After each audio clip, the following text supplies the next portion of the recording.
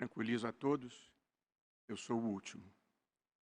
Excelentíssimo senhor Presidente da República, Jair Bolsonaro, excelentíssimo senhor Vice-Presidente da República, Hamilton Mourão, excelentíssimo senhor Presidente em exercício do Supremo Tribunal Federal e do Conselho Nacional de Justiça, ministro Luiz Fux, e aqui é uma saudação também ao nosso presidente Dias Toffoli, excelentíssimo senhor Presidente do Senado Federal, senador Davi Alcolumbre, na pessoa de quem cumprimento todos os senadores que nos honram com a sua audiência, excelentíssimo senhor Presidente da Câmara dos Deputados, deputado Rodrigo Maia, na pessoa de quem cumprimento todos os deputados que nos honram com a sua audiência, senhor Procurador-Geral Eleitoral, Dr. Augusto Aras, na presença de quem cumprimento todos os membros do Ministério Público, excelentíssimo senhor Presidente do Conselho Federal da Ordem dos Advogados do Brasil, Felipe Santa Cruz, na pessoa de quem cumprimento todos os advogados,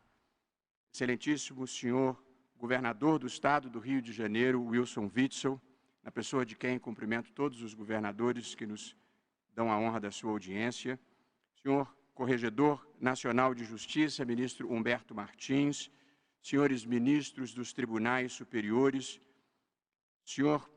senhores presidentes e desembargadores dos Tribunais de Justiça e dos Tribunais Regionais Eleitorais, Federais e do Trabalho, que nos honram com a sua audiência, e me penitencio por não nominar a todos e a cada um como seria desejável, em nome da brevidade e do respeito ao tempo das demais autoridades, eminentes autoridades religiosas, militares e civis, senhores presidentes de associações de classe, senhores jornalistas, senhores familiares e amigos, senhoras e senhores. Quis o destino que a minha posse, como presidente do Tribunal Superior Eleitoral, se desse durante uma pandemia que vem abalando o curso da humanidade. O impacto da doença causada pela Covid-19 se produz em múltiplas dimensões da vida: sanitária, social, econômica, fiscal e política, entre outras. Minhas primeiras palavras no cargo são de solidariedade às pessoas que estão sofrendo pela perda dos seus entes queridos, pela perda dos seus empregos, da sua renda ou pelas dificuldades de suas empresas. E também dirijo essas primeiras palavras aos profissionais de saúde de todo o país, especialmente do admirável Sistema Único de Saúde, que com abnegação e coragem salvam vidas em meio a essa crise humanitária. Desejo, do fundo do coração, que a provação pela qual estamos passando seja tão breve quanto possível e que o dia seguinte da crise encontre a humanidade e nosso país mais conscientes dos seus problemas reais, mais solidários perante nossos irmãos e mais comprometidos com os valores que fazem a grandeza das nações: justiça, igualdade de oportunidade para todos e um sentimento verdadeiro de comunhão fraterna. Que a distância que hoje nos separa das pessoas queridas ajude-nos a redescobrir o poder revolucionário da afetividade e do bem-querer. Dirijo-me em seguida à minha antecessora, ministra Rosa Weber, que por um biênio conduziu este tribunal com as virtudes que se somam à sua personalidade adorável: integridade, competência, dedicação, firmeza e responsabilidade. A suave discrição da ministra Rosa não deve inibir o reconhecimento que ela merece por ter conduzido de forma impecável, ainda que sob ataques injustos, as polarizadas eleições de 2018, nas quais prevaleceu a vontade manifestada pelo povo brasileiro. Gosto da frase de que a gente, na vida, ensina sendo. A atuação da ministra Rosa à frente deste tribunal foi uma lição cujo valor real e simbólico é muito maior do que eu poderia dizer em palavras. Minha querida presidente, nossa rainha, missão cumprida com louvor. A nação agradecida a reverencia. Dirijo-me também ao ministro Luiz Edson Fachin, meu parceiro de vida acadêmica há quase 40 anos e colega de jurisdição nos últimos 5 anos.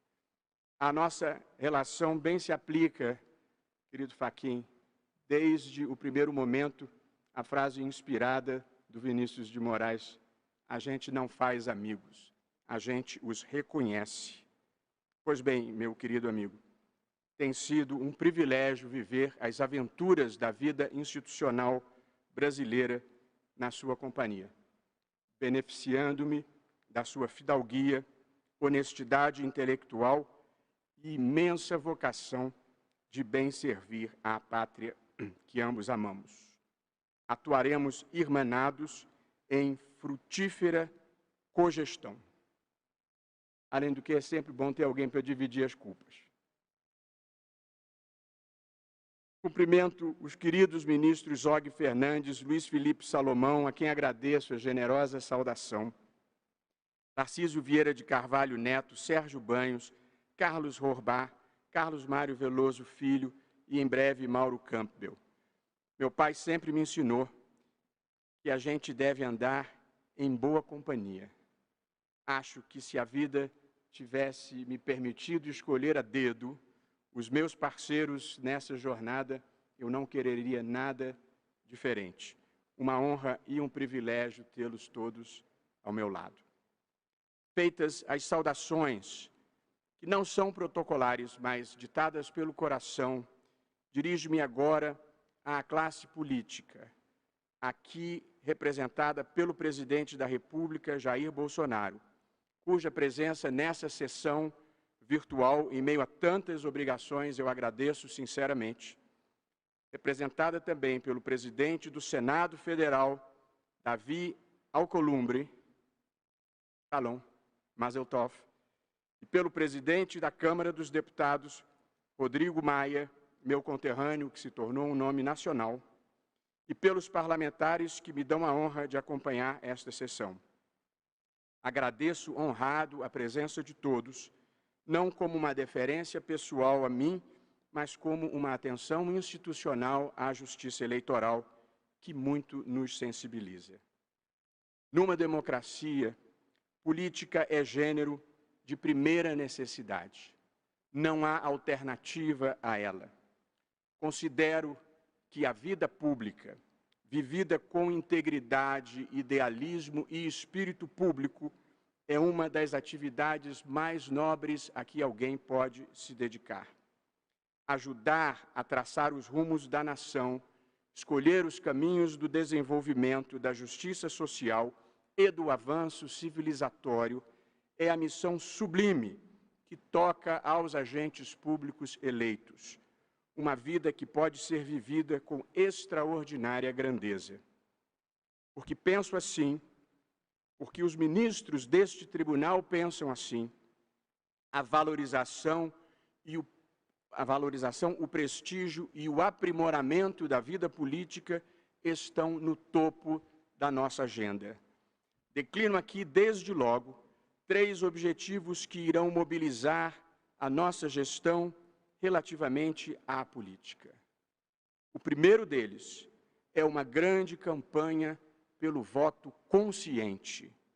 Precisamos despertar em muitas faixas do eleitorado a compreensão de que o voto não é um mero dever cívico que se cumpre resignadamente, mas uma oportunidade de moldar o país e de mudar o mundo. É preciso se informar com antecedência acerca dos candidatos, verificar o que cada um já fez, o que promete e qual credibilidade merece. Votar consciente é guardar o nome do seu representante, acompanhar o seu desempenho e só renovar o mandato se ele continuar merecedor de confiança. Numa democracia verdadeira, não existe nós e eles.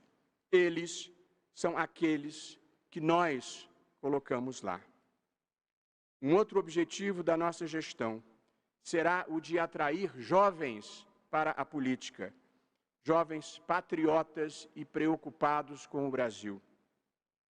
Eu sou professor, desde outra vida, há quase 40 anos, numa das principais faculdades de Direito do Brasil, na Universidade do Estado do Rio de Janeiro, e mais recentemente também numa das principais universidades da capital, que é o Centro Universitário de Brasília.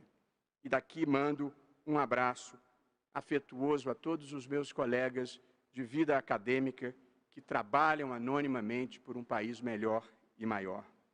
Pois bem, sendo professor há 40 anos, tenho alunos espalhados por diferentes setores públicos, dezenas deles no Itamaraty, na magistratura, no Ministério Público, na Defensoria Pública, na Polícia Federal. Porém, conto nos dedos de uma só mão os que foram para a política. Não deveria ser assim. Precisamos de jovens que ajudem a escrever e a reescrever a nossa história, movidos pelo sentimento mais elevado que pode ter o ser humano: servir ao próximo e à causa da humanidade. Um terceiro objetivo da nossa gestão é o empoderamento feminino. Atrair mulheres para a política e para os postos-chave da vida nacional. Foi longa a trajetória da condição feminina na história da humanidade e na vida do país. Conquistas que incluem direito à educação, liberdade sexual, direitos para a mulher não casada, igualdade no casamento e acesso ao mercado de trabalho, assim como lutas ainda inacabadas contra a violência doméstica, contra a violência sexual e contra atitudes preconceituosas e desrespeitosas que vão do assédio à linguagem sexista. Fomos criados em uma cultura machista e sua superação é um aprendizado e uma vigilância constantes. Ainda assim, poucas transformações foram mais extraordinárias ao longo da minha vida adulta quanto à ascensão feminina. E devo dizer, a meu crédito, que eu faço a minha parte. A minha secretária-geral aqui no TSE é mulher, Aline Osório. Minhas chefes de gabinete, tanto no Supremo quanto aqui, são mulheres, Juliana Florentino e Marluce Flores, e quem manda na minha vida há 26 anos é minha mulher, Tereza, a quem dedico, o Felipe já antecipou, mas eu vou reiterar, a linda declaração de amor de Jorge Luiz Borges: estar com você ou não estar com você é a medida do meu tempo. A esse propósito, e sem querer provocar nova ferida narcísica na condição masculina, observo que 2 dos países que melhor se saíram no enfrentamento da pandemia foram a Nova Zelândia, liderada por Jacinda Ardern, e a Alemanha, liderada por Angela Merkel. Aliás, também se beneficiaram da firme liderança feminina a Dinamarca, a Finlândia e Taiwan. Atrair mulheres idealistas e competentes para a política é uma importante demanda do país. Mulheres são metade da população e negras, pardas ou de origem indiana são metade das mulheres, origem indígena, perdão. Precisamos aumentar a diversidade na vida pública brasileira. Somos um país multiétnico, multirracial e multicultural. precisamos ter a consciência de que isso é um ativo, uma virtude, um privilégio que a história nos deu. E aqui presto uma homenagem ao Frei Davi do Educafro, um incansável batalhador da inclusão social dos afro-brasileiros. Dirijo algumas palavras a toda a justiça eleitoral, reconhecidamente a mais ágil e eficiente do país. São 27 tribunais regionais eleitorais, mais de 2.800 juízes e juízas e 15.400 servidores e servidoras. É inestimável o serviço que prestam à democracia brasileira, longe dos holofotes, administrando o processo eleitoral da quarta maior democracia de massas do mundo. Em nome do país, agradeço o trabalho de todos e de cada um, inclusive e especialmente dos cerca de 1.800.000 mesários, muitos voluntários, que servem ao Brasil silenciosamente e com espírito público a cada eleição. Tenho aprendido, como um observador atento da vida, que algumas das coisas mais importantes que são realizadas no mundo dependem de pessoas anônimas e desprendidas. O que gostaria de dizer a todos os que nos prestam sua valiosa colaboração, inclusive aos que jamais irei ver pessoalmente e olhar nos olhos, é que a virtude é a sua própria recompensa. Uma das grandes preocupações da justiça eleitoral são as chamadas fake news, ou mais apropriadamente, as campanhas de desinformação, de difamação e de ódio. Refiro-me às informações intencionalmente falsas e deliberadamente propagadas. A internet permitiu a conexão de bilhões de pessoas pelo mundo afora, em tempo real, dando lugar a fontes de informação independentes e aumentando o pluralismo de ideias em circulação. Porém, na medida em que as redes sociais adquiriram protagonismo no processo eleitoral, passaram a sofrer a atuação pervertida de milícias digitais que disseminam o ódio e a radicalização. São terroristas virtuais que utilizam como tática a violência moral em lugar de participarem do debate de ideias de maneira limpa e construtiva. A justiça eleitoral deve enfrentar esses desvios, mas é preciso reconhecer que sua atuação é limitada por diversos fatores. Por isso mesmo, os principais atores no enfrentamento às fake news hão de ser as mídias sociais, a imprensa profissional e a própria sociedade.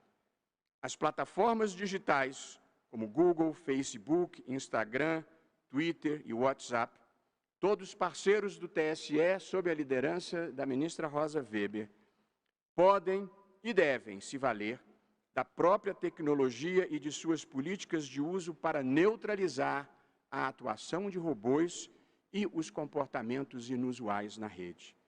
É necessário o esforço comum de todas elas para impedirem o uso abusivo que importa em degradação da democracia. E mais que nunca, nós precisaremos de imprensa profissional, que se move pelos princípios éticos do jornalismo responsável, capaz de separar fato de opinião e de filtrar a enorme quantidade de resíduos que circula pelas redes sociais. Também as empresas de verificação de fatos passaram a ter papel decisivo na qualidade do debate público em busca da verdade possível, ainda que plural. A Justiça Eleitoral, por sua vez, terá grande empenho no sentido de informar e conscientizar as pessoas, alertando-as a não crer acriticamente em toda a informação que recebem e, sobretudo, a não repassá-las irresponsavelmente. Nesse particular, vamos precisar de um resgate da boa-fé, da regra de ouro, não fazer aos outros o que não gostaria que fizessem consigo. Assim, não dá para passar a notícia inverídica, repassar a notícia inverídica sobre o candidato rival e depois se indignar quando fazem o mesmo com o candidato da própria preferência. Também aqui precisamos de avanço civilizatório e evolução espiritual. Há muitas outras questões a serem tratadas que não caberiam no tempo razoável de um discurso de posse. Destaco entre elas o debate sobre uma reforma do sistema eleitoral, capaz de realizar, como lembrou o ministro Luiz Felipe Salomão, 3 objetivos: baratear o custo das eleições, aumentar a representatividade parlamentar e facilitar a governabilidade. Tudo em favor da política, da boa política, jamais contra. O Senado Federal já aprovou um bom projeto de voto distrital misto e, com algumas sugestões de grupo de trabalho do TSE, ele está em tramitação na Câmara dos Deputados, onde poderá ainda ser aperfeiçoado. A liderança do presidente Rodrigo Maia será decisiva para esse importante avanço institucional, como já foi para a introdução da cláusula de barreira e o fim das coligações proporcionais. Sei que é difícil, já se vem tentando há muito tempo, mas aqui bem se aplica a reflexão atribuída a Michelangelo, que atravessou os séculos. O maior perigo para a maioria de nós não é que o alvo seja muito alto e não se consiga alcançá-lo, é que ele seja muito baixo e a gente consiga. Relativamente às eleições municipais previstas para este ano, o TSE estará em interlocução direta com o Congresso Nacional.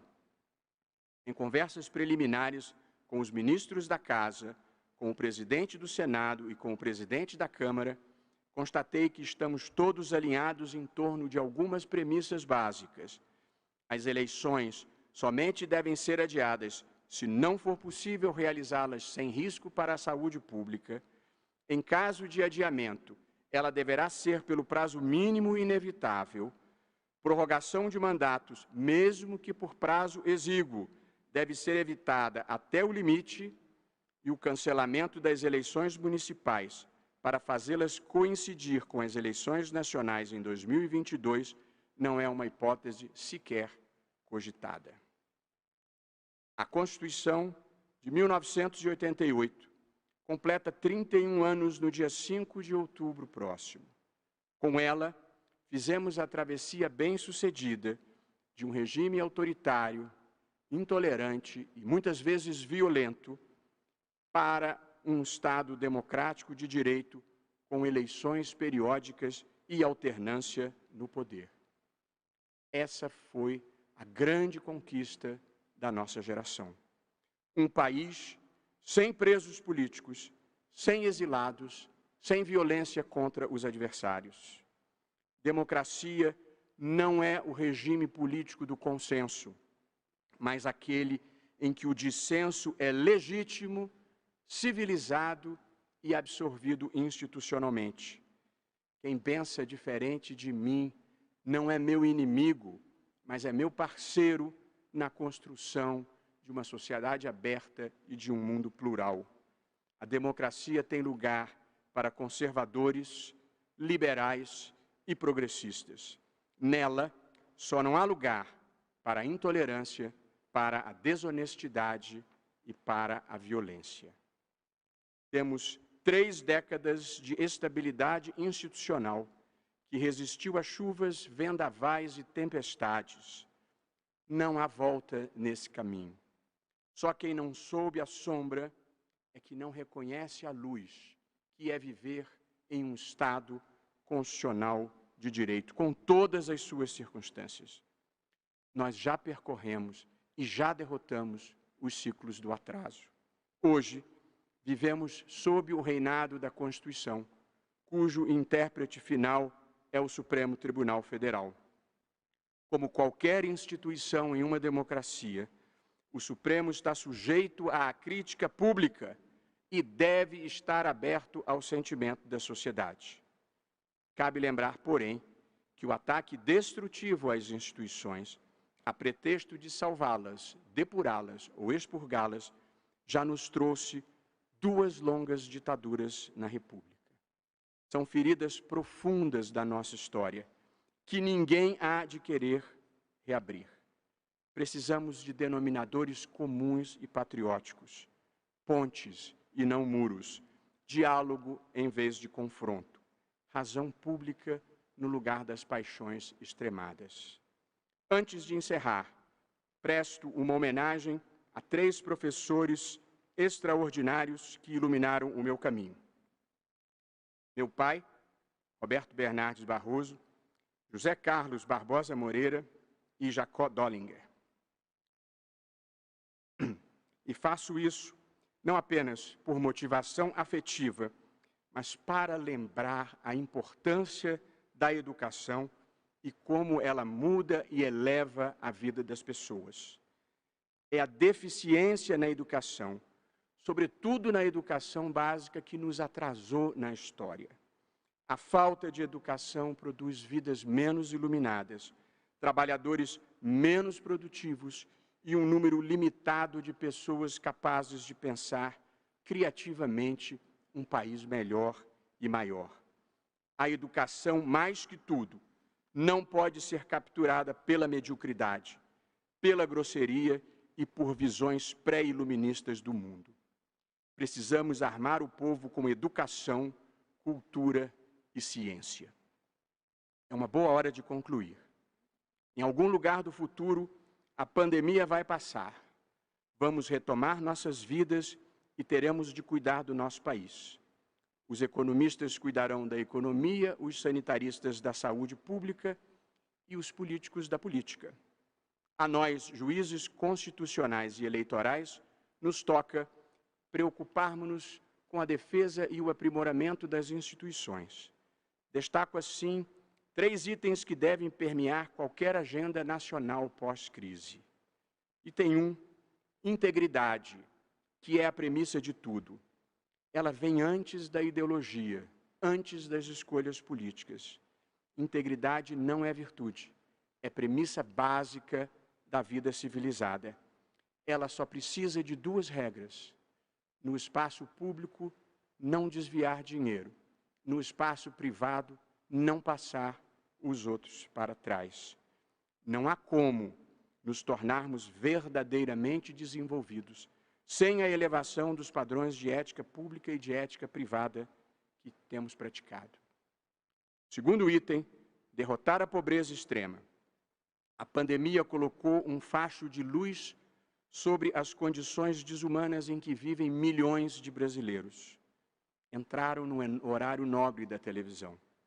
Cuidar deles deve envolver um grande projeto nacional, patriótico, suprapartidário, de redistribuição de renda, habitação popular, urbanização, saneamento básico e arborização, entre outros.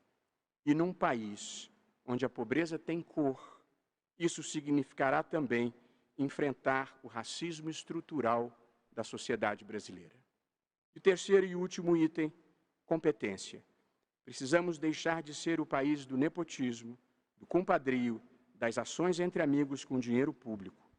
Precisamos derrotar as opções preferenciais pelos medíocres, pelos espertos e pelos aduladores. É hora de dar espaço aos bons. Tem-se falado que depois da crise haverá um novo normal. Pergunto eu, e se não voltássemos ao normal? E se fizéssemos diferente? Agradeço mais uma vez, penhoradamente, a presença do excelentíssimo senhor presidente da República, Jair Bolsonaro, a presença do excelentíssimo senhor presidente em exercício do Supremo Tribunal Federal, Luiz Fux, do excelentíssimo senhor presidente do Senado Federal, Davi Alcolumbre, do excelentíssimo senhor presidente da Câmara dos Deputados, Rodrigo Maia, do excelentíssimo senhor Procurador-Geral da República e Procurador-Geral Eleitoral, Dr. Augusto Aras, e do batonier da Ordem dos Advogados do Brasil, o advogado Felipe Santa Cruz. Agradeço de coração aos colegas desse tribunal que me honrarão com a sua companhia na jornada. Mais uma vez, reverencio como um súdito querido a ministra Rosa Weber, meu querido vice-presidente Luiz Edson Fachin, meu querido amigo Luiz Felipe Salomão, a quem admiro desde o tempo em que era juiz de primeiro grau e uma grande liderança da magistratura. Agradeço aos senhores presidentes de tribunais superiores, presidentes e membros do Tribunal de Contas da União e dos Estados, aos presidentes de tribunais de justiça, de tribunais regionais eleitorais, procuradores gerais de justiça, membros do Ministério Público, enfim, a todos que nos honraram com a sua audiência, e declaro encerrada a sessão. Senhoras e senhores, o Tribunal Superior Eleitoral agradece a participação de todos. Tenham uma ótima noite. Está encerrada a transmissão da sessão solene de posse dos ministros Luiz Roberto Barroso e Edson Fachin na presidência e na vice-presidência do Tribunal Superior Eleitoral. Mais informações sobre as posses de hoje você acompanha na TV Justiça, no site tse.jus.br e no canal da Justiça Eleitoral no YouTube. Boa noite.